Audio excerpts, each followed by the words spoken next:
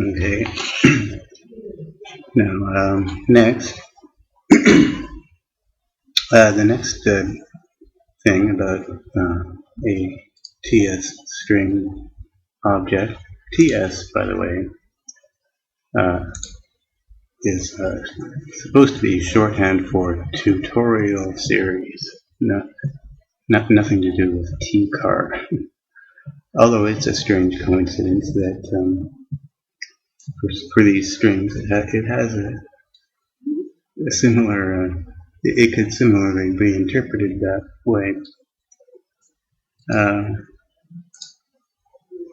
I mentioned the constructors. Now, the next thing I should mention therefore is the destructor, TsString. When it is constructed, creates a pointer. It allocates a pointer from memory. And so basically, when that happens, that memory at some point has to be freed, and that's usually what the destructor is for, and that's what this destructor does. But first, well, let me first make one that's not empty.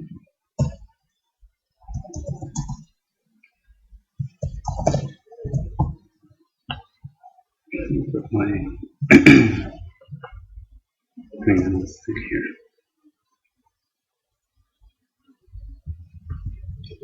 Recording a keyboard mode here.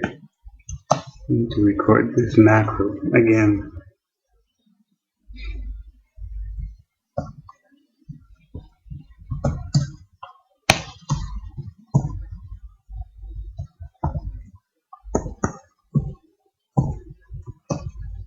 That's a keyboard macro that you can use to help speed up the process of doing this. Okay. Okay, so here is a string. I could use equals if I like. And it will contain this value. Go back to hello world.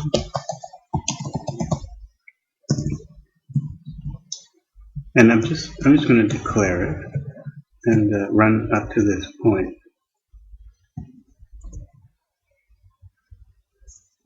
Declare and sign. Well, construct.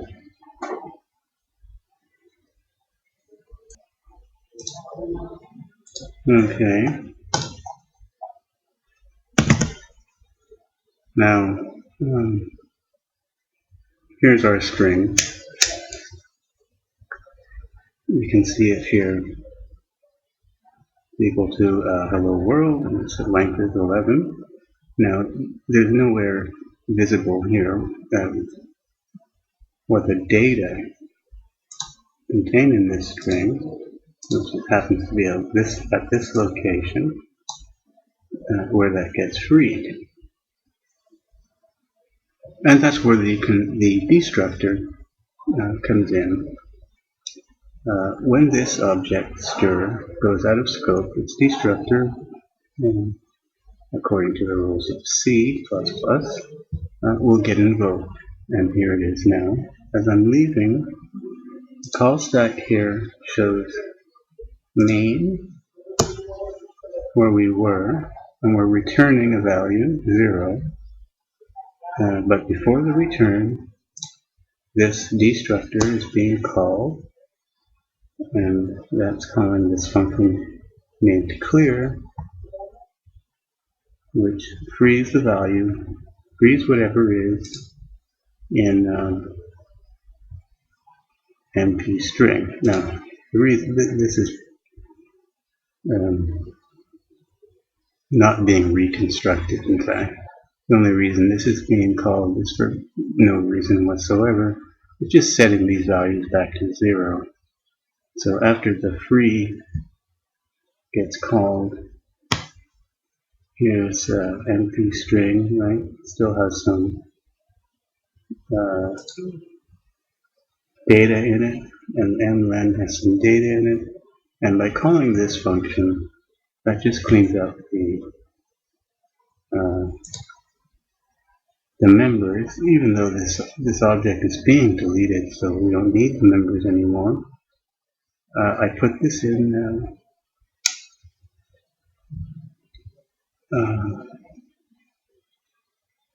I don't know why I put it in. It's not needed. It's not needed at all. I guess I wanted to be able to see. I should probably remove it, in fact. It's better to have it be garbage, then I can easily see when something has been deleted. This doesn't look deleted, right? When I get back to here, right? This stir still looks valid, but in fact it's not. It's been deleted. And this should be garbage. So I'm going to actually make that change. It shouldn't affect anything. If it does, then I'll have a different problem, which has nothing to do with this. Now, it's okay to call, if MP string is no, it's okay to call free, and that's documented as being fine. So there's no need to test if that value is no. Let's try that again. Now,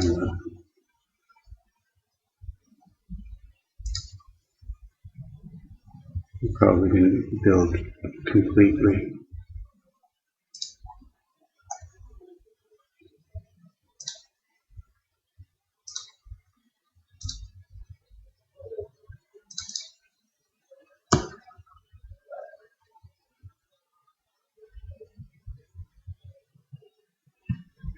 Let me just do a full rebuild.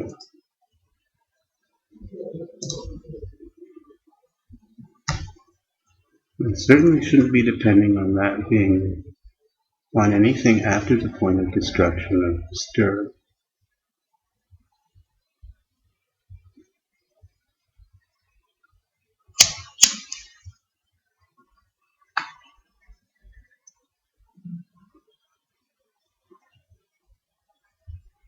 I'm assuming that the reason that I got a crash there is not because of what I just changed, but because the change it's that header file is at a low level, so many other things are using it, and it did an incremental build rather than a full build, which is what I want.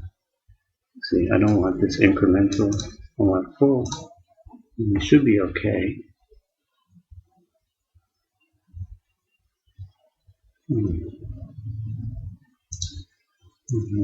That is weird. Let's pause this. Okay, let's see why I had that there. What I did then is I changed this away from, I shouldn't say constructor. This function is used for things other than on destruction. Just so happens it's used in the destructor, but it's used for other purposes as well, where the result of this operation is meant to to start from zero, basically. Free everything and set everything back to zero. So this could really be called reset. And in particular, the assignment operator first clears out everything, free everything, and if what is being assigned is empty, it returns the cleared out, whatever the string is now cleared out, which is supposed to be a brand new string. So it's reset. And that did cause the crash. Alright. Sorry about that. Okay, so the destructor gets called. that frees the memory associated with the object, as we just saw. Okay, and program exits, and there's no report of a memory leak, so everything's fine. Now, so that's construction, and that's destruction. Now, the reason I say rather that this acts in accordance with the C standard, it doesn't exactly, but very closely anyway, is that it has the following. It has the three requirements for a class to have that property included. It has a copy constructor,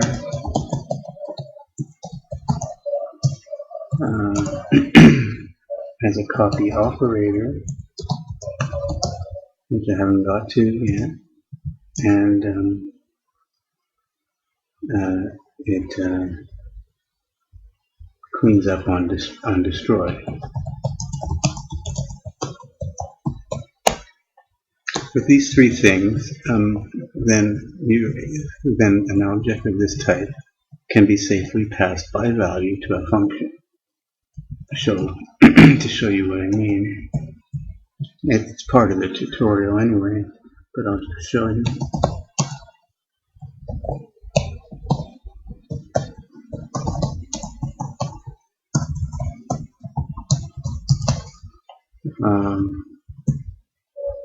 Let's suppose that this function prints out the value. Now, this has a cast, but I'm not going to use that. This will look more like STL. Now, so in theory, I should be able to call func of stir, okay, and that will print out the value of hello world. Stir cannot possibly be modified because I'm passing this by value, and that means that a copy of my string is being made. And copies can be modified, but that's not the thing I passed in, so it's okay. So let me show you that happening. First, I'll just run it. Print it at hello world. Now I'm going to run it without stopping anywhere to show that no memory leak occurred. Okay. And now I'm going to show you what happens during this function call. Now, in order to pass something by value, the C language, not C++, makes a copy of whatever is passed in. Okay? Now, by default, an object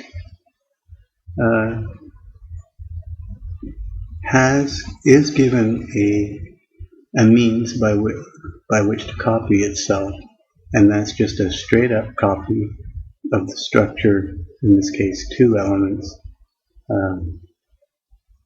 on the stack. Okay. However, that's not good enough for this class because that would introduce more copies than destroys, more constructions than destroy. In this case, the copy constructor is being invoked. Okay. Just going here, and that's made allocated some. So this is going to allocate some data for a string. Now, where is that string that was copied? Well, you can't see it here.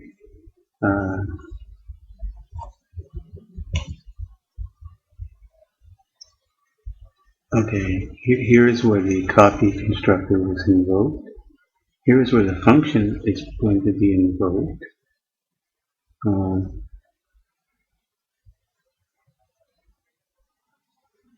no, sorry. Here's one.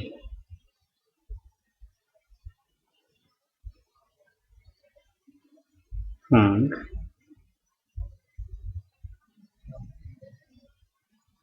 Okay, well this must be doing a little bit more than that.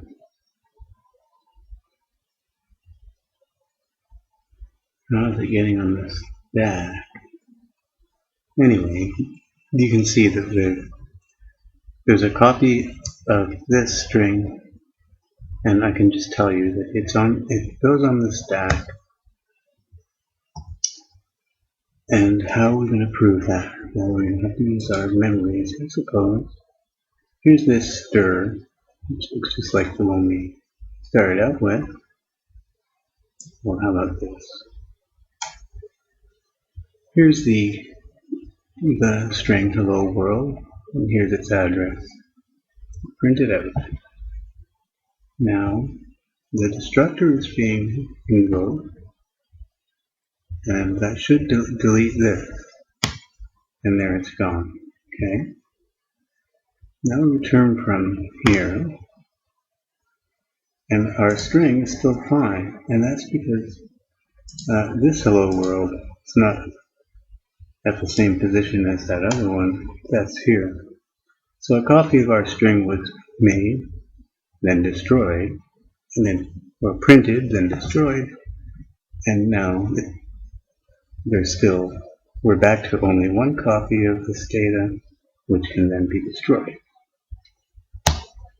Again, now this will delete this one. Gone, and no memory leak. So now, without this copy constructor, that wouldn't have worked. As far as copy operator goes, well, I suppose it's not 100%. This is the most essential part. We need that. Because things will get copied onto the stack for function calls, and for a memory managing type thing, when a copy is made, we don't want to copy just the pointer. We want to make a copy of the data the pointer points at. Okay, so that's construction, destruction, and copying, and the reason why. And what else? So that covers that. Now, this plus equals here, this operator plus equals bare string, which I said could have been called append, because that's what it does.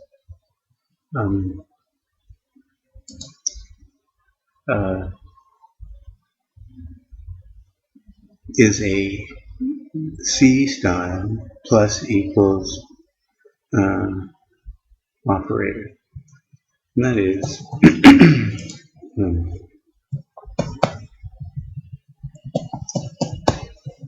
in C. Well, let's run the function first. I'll do it outside rather than where it gets called in the constructor.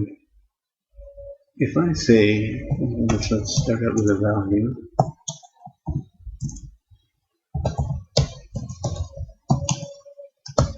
I'm going to add world to this.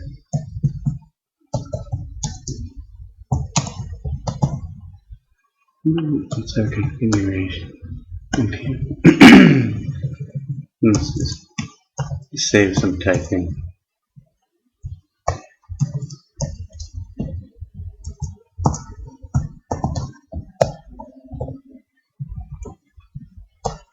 Okay. Plus equals, just as with integers,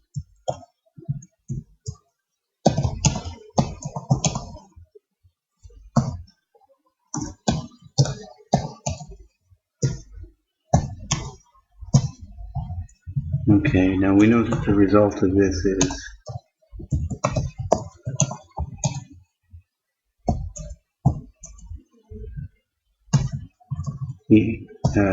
equals 13, right? After this line is complete, I will be equal to 13, and after this line completes, should be equal to string, which should be equal to hello world, right? So the idea of this plus equals is a type of appending operation, and here it's addition, which is, you could think of as appending, because 13 is certainly 8 plus 5, right? So it's analogous to appending to an integer. Appending to a string is analogous to appending to an integer. You add some bit on the end. Okay, now the C analogy is that in C, the operator plus equals, the result of a plus equals operation is a reference to the object on the left hand side. So it is perfectly legal to say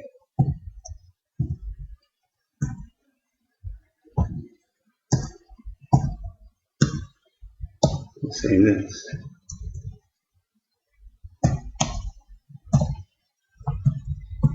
Say that. And the result of this operation will be I equals, what was it, 13, 20, 25. Now that should work with strings too.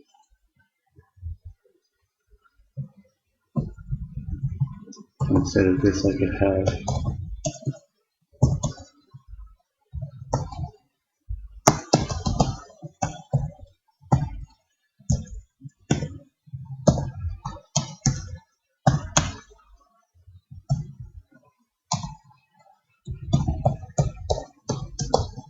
I could do that, and that should be legal if we're following the rules of C. The result of this plus equals should be a reference to this object str, and therefore we can repeat the operation. So the result here should be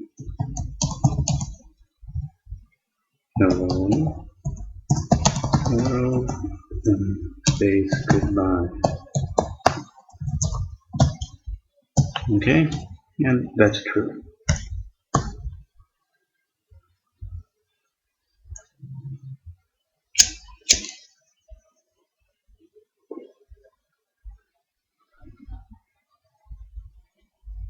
Now, you don't have to make your operators obey these rules. It's your choice, but I've chosen to try to be consistent with regular old C.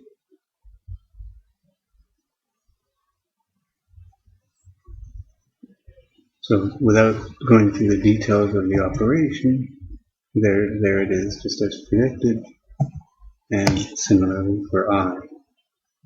Now how does the plus equals work? Well, it does is, first, if we're adding nothing, we don't do anything. The return value is declared as being a reference to an object of this type, and the reference returned is this object. So that's what I mean by the left hand side. This is the right hand side. whatever is returned by this operation is going to be a reference to a string, and the string that it refers to is this object. So in all cases, I have to return star this. Now here I have a test to see if we're appending. It's possible to append, for instance, a bit of our own string, and I want to handle that separately. Now I compute the length of the string passed in with string length. This resize thing is in terms of characters, so I would like now the new length. The current length is 6. The new length should be that plus, well, our current length happens to be 6. So our new length now is going to be 6 plus another 6 plus 1. Okay. Now that just changes the size of the buffer to be big enough to hold the result, and you can't really see it.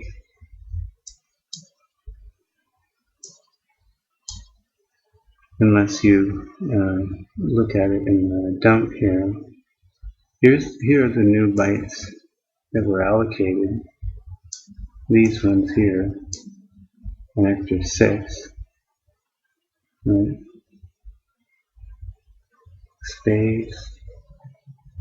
And the dot here is the old null.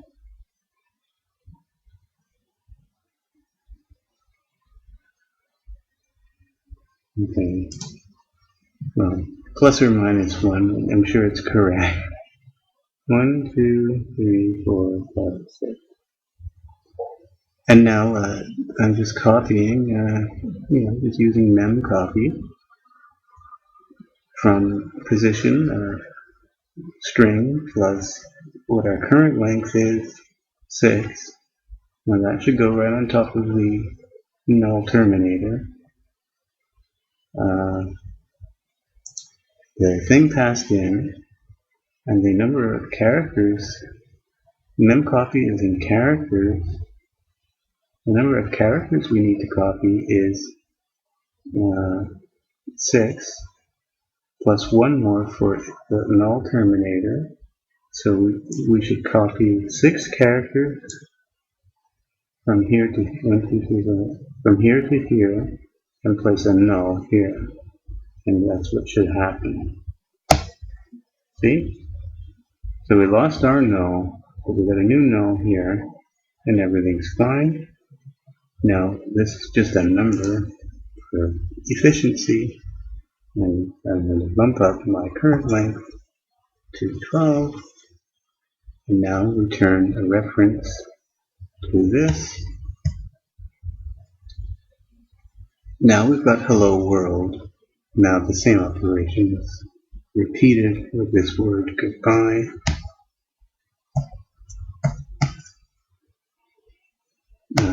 We're adding 8 characters, so our current length was 12, I believe. Now this doesn't set any variables, this just allocates memory. I think that's still our buffer. Yeah, that's it. Alright, we're going to be copying 8 new characters. So 1, 2, 3, oh yeah, I lost it. Here we are. 1, 2, 3, 4, 5, 6, 7, 8, and a 0 here. And there it is. Increment our length value and return again a reference to this. And that's how integer plus equals works too. Now the constructor uses this append, and it works in the same way, but we're not using the return value for anything, and that's why in the constructor here I've put a void here in front to indicate to the compiler that the return value from this operator is not being used. Now, it probably doesn't affect code.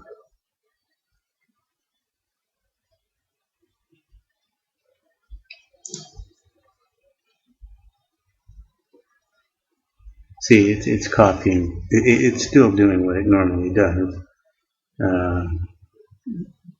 Putting into EAX a pointer to this object and then returning. The void thing says it doesn't need to. And perhaps under optimized compile, this directive can be used to allow the compiler, in fact, I've told it it's allowed to skip this step. It doesn't have to do this step. And that could increase speed significantly, since this here is a memory reference and memory to reg costs time. Okay, now what have I covered? Now plus equals is part of the construction process, so now that covers everything needed for the construction. This plus equals is if you want to add tack on an extra, just one character to a string. And all that does is create a two-character null-terminated string, one character null-terminated string, and invoke this function. And then finally, assignment. That's the last one I'll do. Assigning one string to another, to or from another. Suppose I take this string as I have it, and there result. Let's say, I don't know. I want to store the result of this entire operation into another string. Now I could put that here.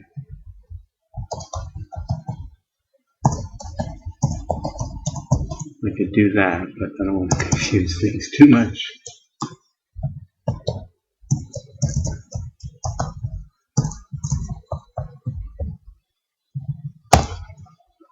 How about I use the copy feature?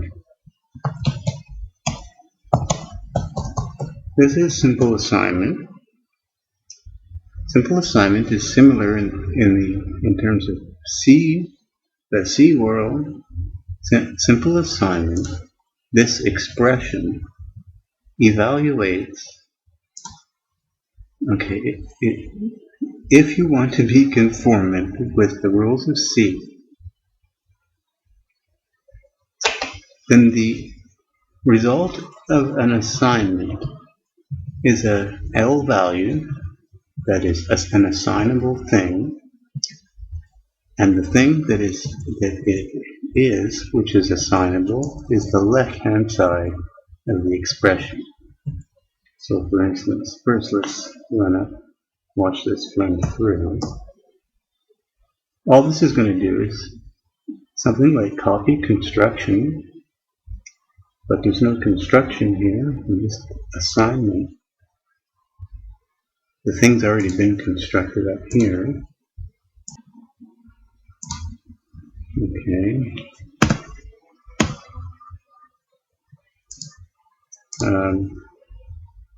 So here's stir, and I want to take that value and put it in here.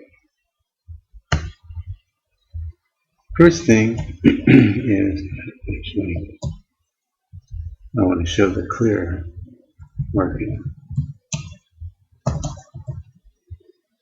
Something else. What should happen, what is supposed to happen, just like with integers, is that this, whatever it is, should get wiped out and replaced with that. That's what it does.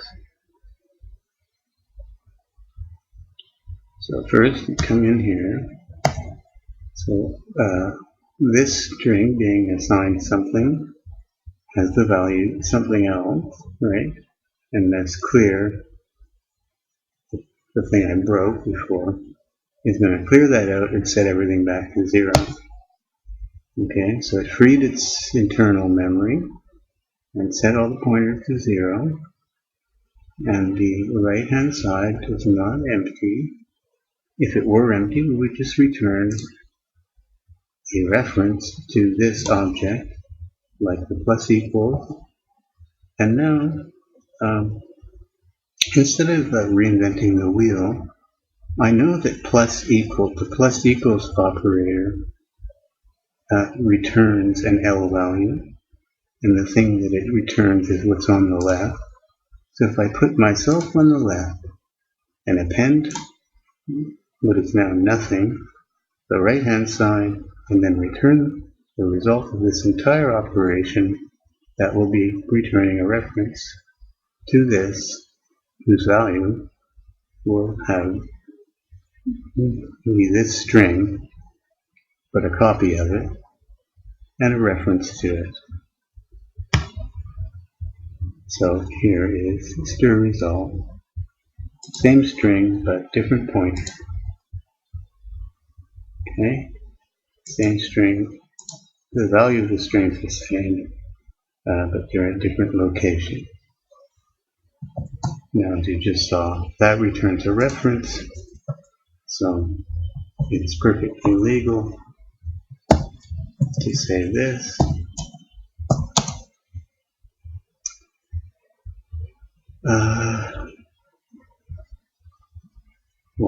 Let's wipe everything out.